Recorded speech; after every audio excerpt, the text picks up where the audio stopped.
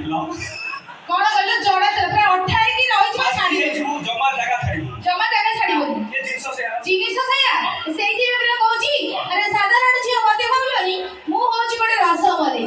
ଆରେ ସାଧାରଣ ଝିଅ ମତେ ଭାବିବନି ମୁଁ ହଉଛି ଗୋଟେ ରସମଲେଇ ସେଇ ରସମଲେଇ କି ଚାଟିବା ପାଇଁ ମୁଁ ହେଇଯିବି ଓଲିନା ବିଲେଇ ଏ ଭଗବାନ କଣ କରିବେ କୁହନ୍ତୁ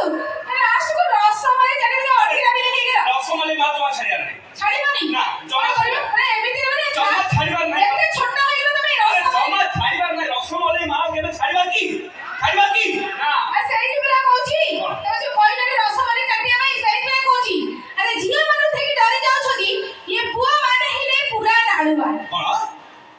ନାଇଁ ଆଉ ସତ କଥା କହୁଛି ଆଉ ଆରେ ଝିଅ ମାନଙ୍କୁ ଦେଖି ଡରି ଯାଉଛନ୍ତି ଇଏ ପୁଅ ମାନେ ହେଲେ ପୁରା ନାଳୁଆ ହେବେନି ନା ତମେ ପରା ସଜନା ପତର ହେଲେ ଆମେ ପରା ସଂବାଳୁଆ ଇରେ ଦେଖନ୍ତୁ ସବାଳ ସିନା ସଜନା ଗଛ ରହି ତମେ ଯଦି ସବାଳ ହେଇକି ବହୁତ ଦିନ ଲାଗିବ ମୋର ଅବସ୍ଥା କଣ ଜାଣିଛ ଘରେ ଲାଗିବ ମାନେ ପୁରା ଲାଇଫ ଟାଇମ ପର୍ଯ୍ୟନ୍ତ ରହିବ ଲାଇଫ ଟାଇମ ରେ ପୁରା ଗୋଟେ ଆମ ଜୀବନ ପଳେଇବ ଜିନିଷ ସେଇଆ ଏଇଠି ଶୁଣ କଣ ଆରେ କଞ୍ଚୁ ମାନେ ଏଇ କରନ୍ ଜଳ ହୁକ ପକେଇ ଜାଳ ନା ଆରେ କଞ୍ଚୁ ମାନେ ଏଇ କରନ୍ ଜଳ ହୁକ ପକେଇ ଜାଳ ନା ଏ ବାହାରି ଗୋଟେ ସୁନ୍ଦର ସ୍ତ୍ରୀଟେ ନେଇ ଆସ ଏ ଫେସନ ଲୋକ ଜମା ବି ଲାଇକ ମାରବା ପଳାଅ ଠିକ କଥା ହଁ ଠିକ କଥା ତମ ଭଳିଆ ଗୋଟେ ଝିଅଟାକୁ ଶଙ୍ଖା ସିନ୍ଦୁର ଦେଇ ବାହା ହେଇକି ମତେ ଅଧିକ ଲାଭ କଣ ମିଳିବ ବଜାରରେ ଯଦି ଓମ୍ଫେଡ କ୍ଷୀର 28 ଟଙ୍କା 30 ଟଙ୍କାରେ ମିଳୁଛି ତାହେଲେ ତମ ଭଳିଆ ଗୋଟେ ଗାଈକି କଣ ପାଇଁ ବାନ୍ଧିବ କଣ କହିଲ ତୁମେ ଯାହା କହିଲି ପୁରା ପରଫେକ୍ଟ କହିଲି ପରଫେକ୍ଟ କହିଲ ଆଚ୍ଛା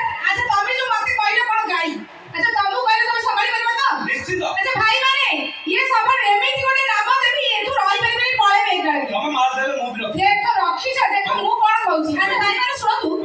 ବାହା ହେଇ ସ୍ୱାମୀଟେ ରଖିଲେ ମତେ କଣଟା ଅଧିକ ଲାଭ ମିଳିବ ଆପଣ ମାନେ କୁହନ୍ତୁ ନିଜେ କଣ ରଖିବି ବୋଲି ଆଚ୍ଛା ବାହା ହେଇ ଯଦି ଗୋଟେ ସ୍ୱାମୀଟେ ରଖିବି ମତେ କଣଟା ଲାଭ ମିଳିବ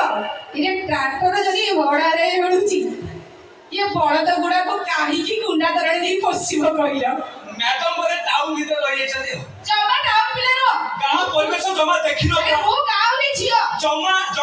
ତମେ ଟାଉନ ଭିତରେ ରହିଯାଇଛ ଗାଁ ପରିବେଶ ଜମା ଦେଖିନ ଗାଁ ଝିଅ ପୁରା ମୁଁ କହିଲି ଜମା ଯାଇନ କି ଲଙ୍ଗଳ ଚାଷ ବି ଜମା ଇରେ ପୁରା ଗାଉଁଲି ଝିଅ ମୁଁ ଧାନ ବିଲକୁ ଯାଇଛି କଙ୍କଡା ଆଣିଛି ପଡିକି ଖାଇଛି ମୁଁ ପୁରା ସୁଧୁ ଗାଉଁଲି ଝିଅ ଜମା ଟାଉନ ଟ୍ରାକ୍ଟର ଯଦି ଚାଷ କରିବ ହିଡ଼ ଠାରୁ ଚାକେଟ ଛାଡ଼ିବ ଠିକ କଥା କହୁନି ଠିକ କଥା ନୁହଁ